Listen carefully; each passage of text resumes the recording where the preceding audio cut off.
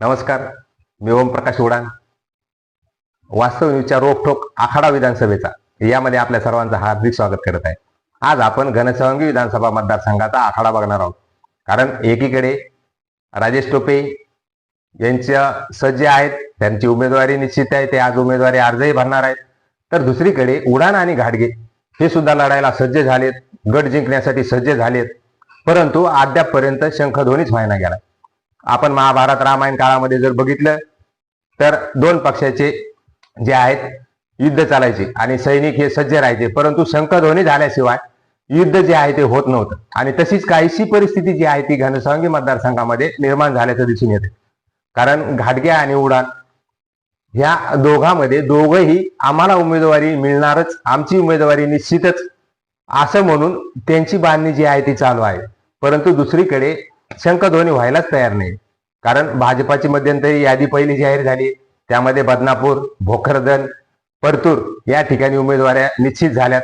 दुसरीकडे जर बघितलं तर एकनाथ शिंदे गटांच्याही पहिली यादी जाहीर झाली, त्यामध्ये जालन्यापर्यंत ते आले आणि जालन्याची उमेदवारीही जाहीर झाली. परंतु घनसावंगी विधानसभा मतदारसंघ सद्यस्थितीत पेंडिंग आहे. दुसरीकडे जर बघितलं तर राजेश टोपे यांची कित्येक महिन्यापासूनची बांधणी आहे. या सगळ्या गोष्टी आहेत. म्हणून राजकारणामध्ये सुद्धा शांतता, संयम आणि नम्रता ह्या सुद्धा गोष्टी महत्वाच्या आहेत. कारण गेल्या कित्येक महिन्यापासून हे वादळ जे आहे ते घोंगताना दिसतंय. यामध्ये सतीश घाटगे जे आहेत आणि त्यांचे जे कार्यकर्ते आहेत त्यांनी शांतता, संयम आणि नम्रता ह्या गोष्टीची काहीशी उणीव त्यांच्यामध्ये दिसून येते. म्हणून त्यांनी या गोष्टी ज्या आहेत त्या आपले जरी विरोधक असले त्यांच्याकडून घेणं गरजेचं आहे. त्यामध्ये राजेश टोपे आहेत. राजेश टोपे यांच्याकडे शांतता, संयम आणि नम्रता हा गुण आहे. त्यांच्या वडिलांमध्येही तीच गोष्ट होती, कैलासवासी अंकुशराव टोपे. शेवटच्या क्षणापर्यंत त्यांनी या गोष्टी पाळल्या. आणि राजकारणामध्ये हवा ही नावाची गोष्ट आहे काय ती त्यांनी कधीच डोक्यात घेतली नाही. आणि तेच गरजेचं असतं. कारण हवेचं कधी वादळात रूपांतर होते आणि हे वादळ कधी शमले जातात याबाबत प्रश्नचिन्हच उभं राहते.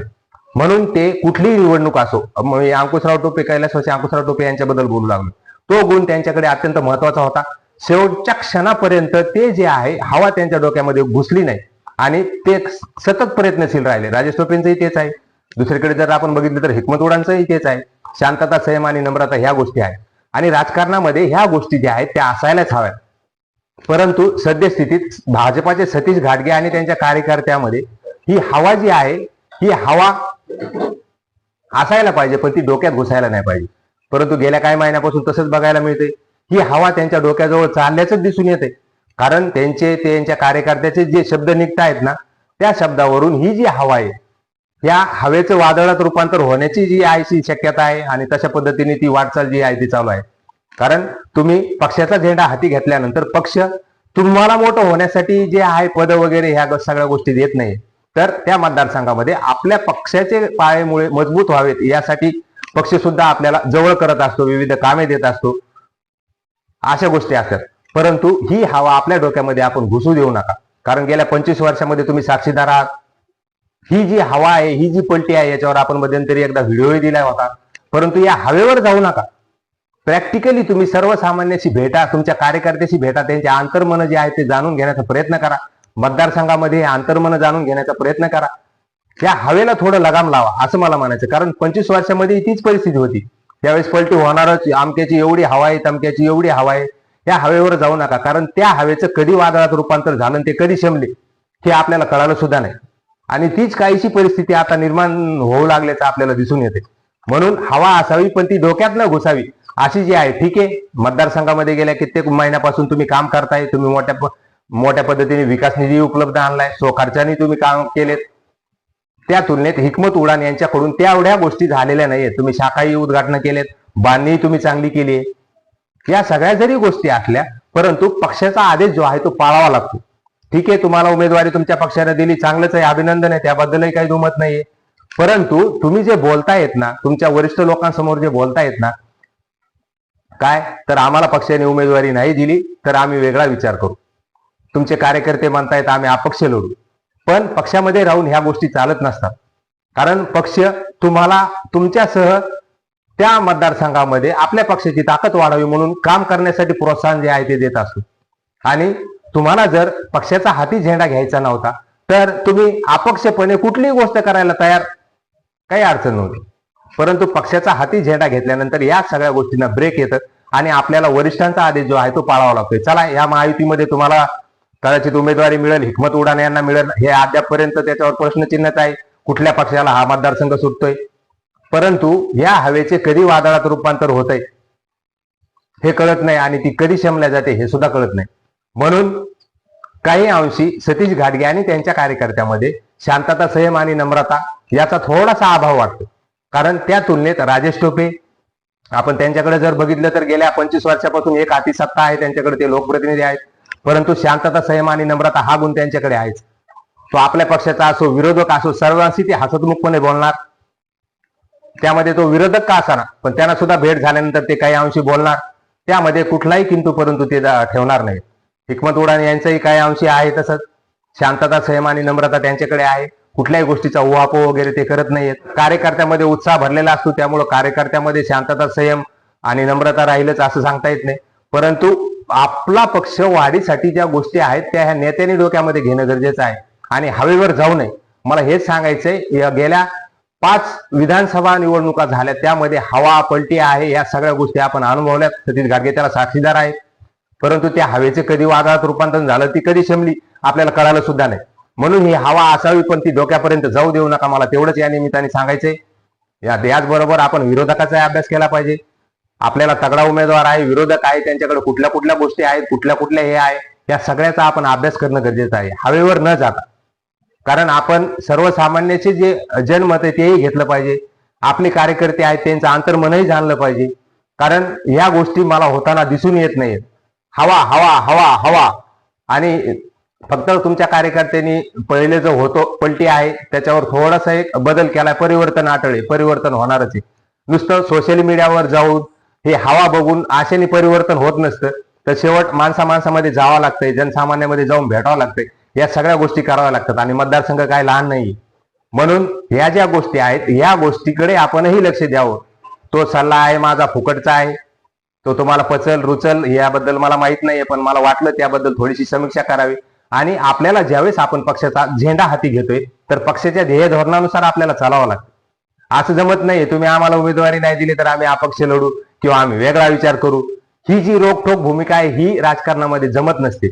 आणि असं आपल्याला करायचं असतं तर आपण पक्षप्रवेशच न केलेला बरा, असंच मला म्हणावं असं वाटते. तुम्ही विकास कामं आणले, तुम्ही स्वखर्चाने कामं केले, त्याबद्दल दुमत नाही. त्या तुलनेत हिकमत उडान यांनी तुमच्या इतकी जी मेहनत आहे तेवढी घेतली नाही, हेही वास्तव आहे, त्याबद्दलही काही म्हणायचं नाही. पण तुम्ही अंतर्मन जाणायला शिका, हवेवर जाऊ नका. हा जो उहापोह आहे हवेचा, ही हवा तुमच्या डोक्यापर्यंत जाऊ देऊ नका. या निमित्ताने मला तेवढंच सांगायचंय. परंतु सद्यस्थितीत जर आपण बघितलं घनसावंगी विधानसभा मतदारसंघाची परिस्थिती, राजेश टोपे यांचा गेला कित्येक महिन्यापासून प्रचार चालू आहे, त्यांच्या कॉर्नर बैठका होत आहेत, त्यांचे कार्यकर्ते आहेत, त्यांची बांधणी चालू आहे, या सगळ्या गोष्टी चालू आहेत. परंतु सद्यस्थितीत महायुतीमध्ये हे जे आहेत लढायला सज्ज आहेत, परंतु शंखध्वनीच व्हायला गेलाय. कारण यांच्या आणखी उमेदवारच निश्चित नाहीत. कधी उमेदवारी निश्चित होतात, कधी तुम्ही उमेदवारी अर्ज भरणार, कधी प्रचार करणार, कसा करणार, स्वतःचा करणार की आपल्या पक्षाने दिलेल्या उमेदवाराचा करणार, की महायुतीमध्ये उमेदवार आहेत त्यांचा करणार, का अपक्ष लढणार, हे सगळे किंतु परंतुचे प्रश्न आहेत. पण तेवढा वेळ राहिला नाहीये. म्हणून चला, तुम्हाला जर तुमच्या भाजपाने जर उमेदवारी दिली तर त्याबद्दल अभिनंदन आहे, त्याबद्दलही दुमत नाहीये. परंतु ही जी तुमची भूमिका आहे, आम्हाला उमेदवारी नाही दिली तरी सुद्धा आम्ही अपक्ष लढू, आम्ही वेगळा विचार करू, या भूमिका पक्षामध्ये चालत नसतात. कारण पक्ष जसं तुम्हाला मोठं करायला ऊब द्यायला तयार असतो तसं पक्षाचे ध्येय धोरण तुम्ही पाळले नाही तर पक्ष वेगळा सुद्धा विचार करतो.